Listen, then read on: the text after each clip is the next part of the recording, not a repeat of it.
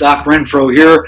With me is an esteemed alum of UNI, class of 2017, Erik Veliz, Esquire, fresh graduate of Texas Tech Law School.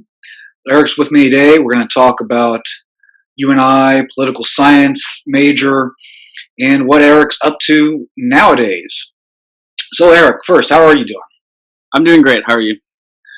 Hey, as good as can be done during times of out of control diseases and presidential elections and chaos. Yep. I typically like controlled chaos more than uncontrolled chaos. That's right. Now, Erik, I believe you're from Texas, right? I am. Lone Star State, baby. Yep. Whereabouts?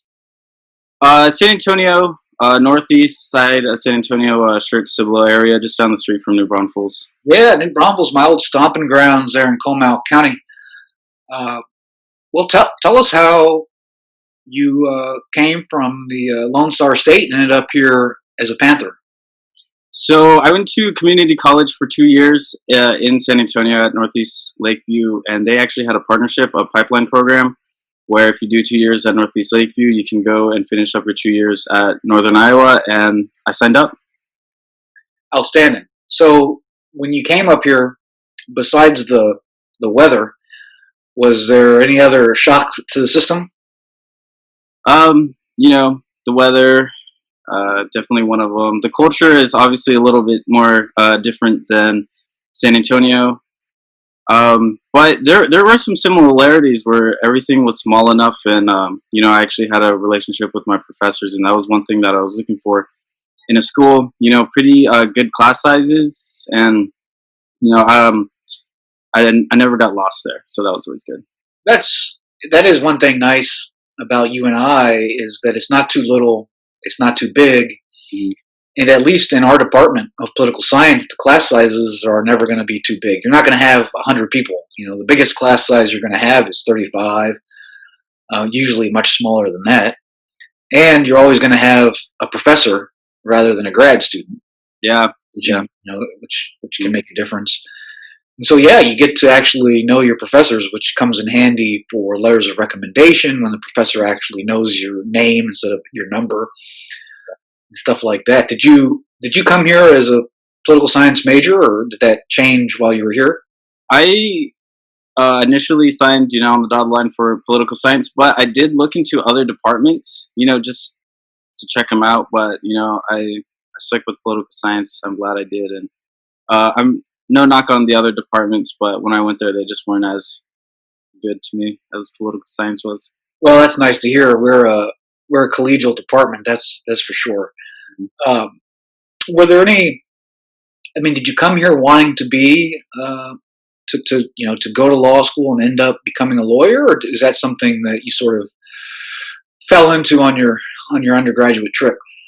So when I was in community college, I kind of spoke to a professor who kind of put that idea into my head and my mind to start thinking about it. And then as I went through the political science department, I kind of was more confident, encouraged, and assured to look into law schools, because it's really easy to say that you want to go to law school, but it's a lot harder to actually go through all the motions, do all the research, take the LSAT. So the political science department really helped with that, and helped encourage me to get my profile and my applications out. That's great. Were there any particular courses that you found most beneficial? It's hard because there's a lot. Obviously, not just necessarily for law school, but that too. But I mean, in a general sort of educational development, critical thinking type way, writing. Yeah, I think a lot of Professor Kogel's political theory courses helped a lot, especially because you're thinking about things that we don't really think about. Shout out to freedom, power, and justice. Super important. And you know what? In law school, we didn't talk about justice nearly as much as I hoped for. So I was glad that I at least had some, background in thinking about what justice looks like, what it should look like, what we want the government to look like, as well as Professor Peters. Politics in the courts, law and politics. And when I was taking those classes, I didn't realize how important they actually were until I saw. Obviously, there's a lot of judges up for re-election, and then when you work as a lawyer, judges are very important, especially as And we talked about Merrick Garland back in 2017, and then now we see what's happening now. So it's really good to have at least some background and understand the world around us a little bit more. Obviously, I think international relations classes are cool too. Yeah. Well, we do have a broad base of expertise and courses that we offer. Everything from terrorism and human rights to political economy to theory to applied law courses, type constitutional courses, to great courses on from Africa to South America, everywhere in between. You can't find something that interests you in this department, better check for a pulse, right? I mean, yeah, and that was it's good because there's so much of different things. You can get a little taste of everything. Yeah. So you graduated here, and then you went back down to Texas, there at Lubbock, Texas Tech, for your law school training. Tell me, how did you hit on that one? Okay, so with law, there's you have to be licensed by state, and it's always easier to go to a school in the state that you want to get licensed in. So just put out the listen. Professor Peters helped me a lot. So told me good advice. Put in my application to Texas Tech. I didn't really pay a lot for it either, which is always good. And then with that, I did a JD MPA program too. So I got a little Masters of Public Admin experience in there as well. Awesome. Do you have a sort of particular field of expertise? So I spent a lot of time doing a lot of research for Professor Rosen at the Texas Tech School of Law, who was a colonel, JAG. So he writes this 2,000-page military law treatise, which I helped I was his research assistant for 2 years, as well as I have a concentration in emerging technologies. Well, that will be useful, I should think. Yeah, super interesting stuff, especially with the Space Command coming out. Yes, indeed. So, what are you doing now? You're back in Texas. You've graduated recently. What are you up to? So, COVID took a pretty hit on the bar. They did a few emergent. They usually do, I think, in July, a bar exam, but COVID, they did an emergency one in October. I didn't want to take an emergency bar, so I'm taking mine in February. And with that, Texas bar is actually they axed it, so it's not a thing anymore. They're doing the uniform bar exam, which if you take it in Texas, you can actually practice in 35 other states that accept the UBE. I'm fairly certain Iowa is one of them. Wow, that's news. I had no idea about that. Yeah, and so the issue was actually taking it in October, since Texas wasn't administrating that the UBE bar. You'd actually had to go to New Mexico for 2 weeks quarantine and then do the New Mexico bar. So it was just kind of messy all around. So I just decided to wait. I see. So, yeah, it's funny because you had just mentioned you want to go to Texas Tech. One of the reasons is it helps you with the state bar, and then they just up and change how they're doing it, huh? Yep, just up and change it. So I could have gone to law school in about 35 other states. I wonder, though, how that works practically, because state code is so different depending on where you are, right? Yeah, state code is different. So what you have to do is you have to I think it allows for transferability a little bit more. So if I move to Iowa and if I plan to stay there, it's a lot easier than to have to take the Iowa bar. And there may be conditions where you have to work under an Iowa attorney for X amount of years before you can be on your own or something. I'm not entirely sure. Gotcha. Well, do you have any plans to come back to Iowa? You know what? I really wouldn't mind going back to Iowa. People, say what you want. Iowa is great to me. I had a great time in Iowa. That's awesome. Do you still keep in touch with friends or folks from Cedar Falls? I do. Actually, I have a friend who I talk to about weekly. He actually was one of my roommates when I was there, and then obviously I keep in touch with a few other poli-sci grads that were with me when we graduated. And so good. Let's see. Back to your undergrad poli-sci days. Were you in any student clubs or extracurricular things that you might advise prospective students or current students to get involved in or not get involved in?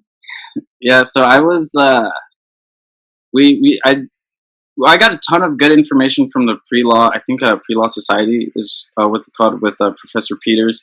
They brought in a ton of lawyers, talked about the LSAT, talked about actual law school, talked about the practice, which all those things are very important. I did Model UN, which was also very fun and a good way to see how at least the ideas of the United Nations worked. And I was a resident assistant, which made housing and food really cheap. So that's always a good gig. Right on. Yes, Model UN. I'm glad you mentioned that. That is one of fantastic opportunities as well that more people should talk about. Yeah. Our Model UN is just one of the best in the country as far as getting engaged and getting out there and all sorts of opportunities. That's one thing about college is you never know for sure when you start that first day where you're going to end up later. A Yeah. lot of people think they do, but then you end up taking some elective or some course that gets you hooked at the right time and place. And then, I always say if you had told me when I was a freshman at Texas that I was going to go be a political science professor, I would have laughed in your face. But Yeah. but here I am. You never know where the road is going to take you, and Yeah. sometimes it's just having that right course or that right prof at the right time. Yeah. It's Unite took me to a pretty good place. I enjoyed it all around. I really did. I've been to a lot of colleges with a lot of different departments, and I really have fond memories of the political science department. I liked it so much that I minored in it as well. That's how much I liked it. How do you? How does that work?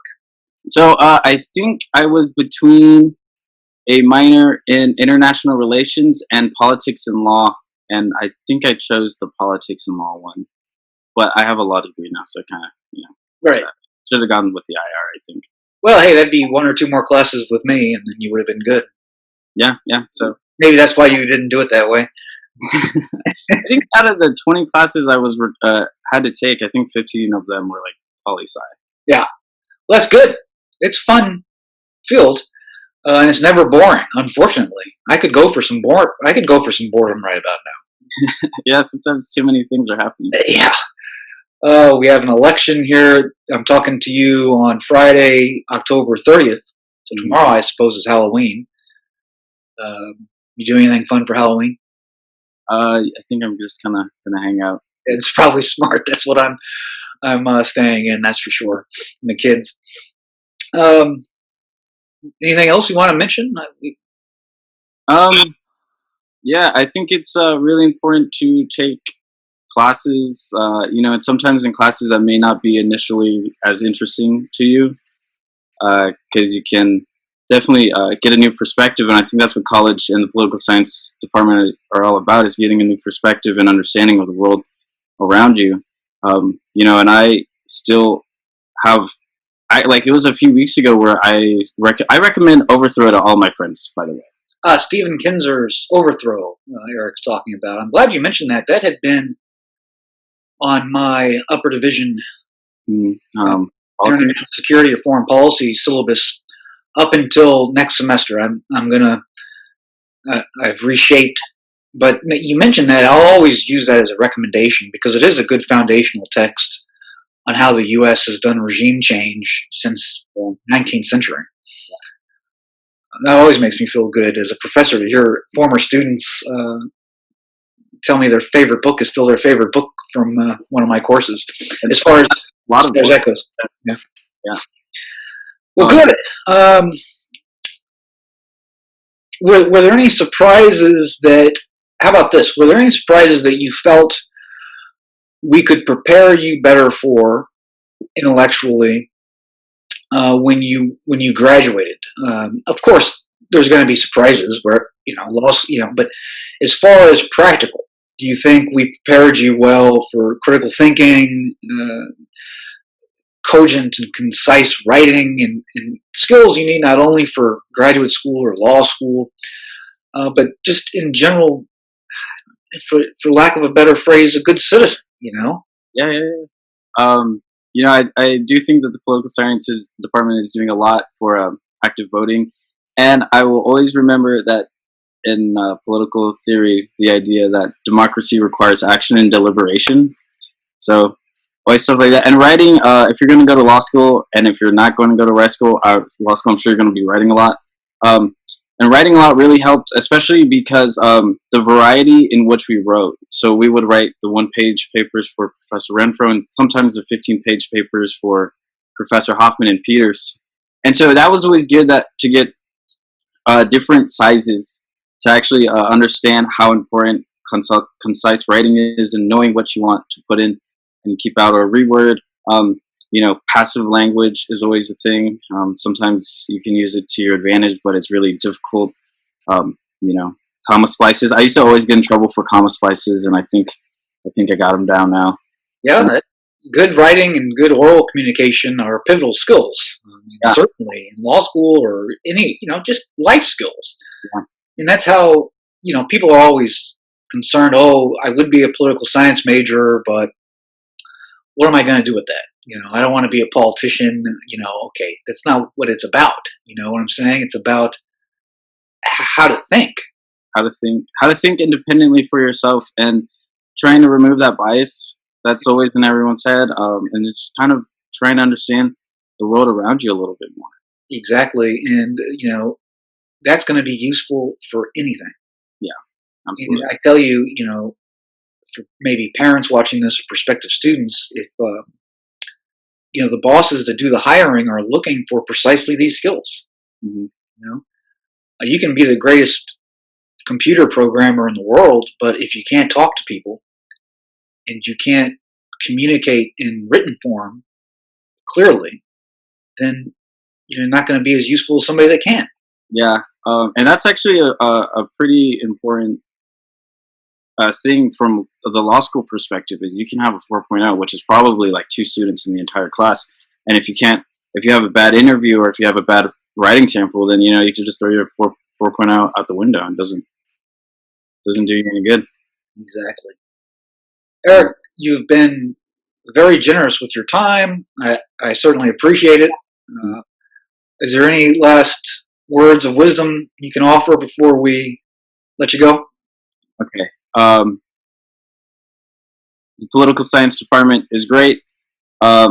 Take some, if you're on the fence, take some classes, ask the professor, go to their offices. I'm sure they're open. I'm sure they're willing. I don't know how it is with COVID now. Well, now with COVID, it's not so open, but always you can email, that's for sure. Yeah. Set up Zooms. Super, they're also really cool people. They're cool. They're great professors. I think they're great humans as well. So that always helps. They're very understanding. And I really learned a lot, and it helped, even if you're not going to go to law school, a lot of the information that I learned helped with my master's in public administration. So having that is a pretty good base. So I think there's a lot of different ways to go, even if you're not going academia. If you're going to go to State Department or, like the state bureaucracy, you at least have a pretty good idea of what leadership should look like, and if leadership is doing what they should be doing. Right on. Well, on that note, Erik, thanks again, and we'll see you later, I hope. Stay in contact. It's been a pleasure. I'll let you know. All right.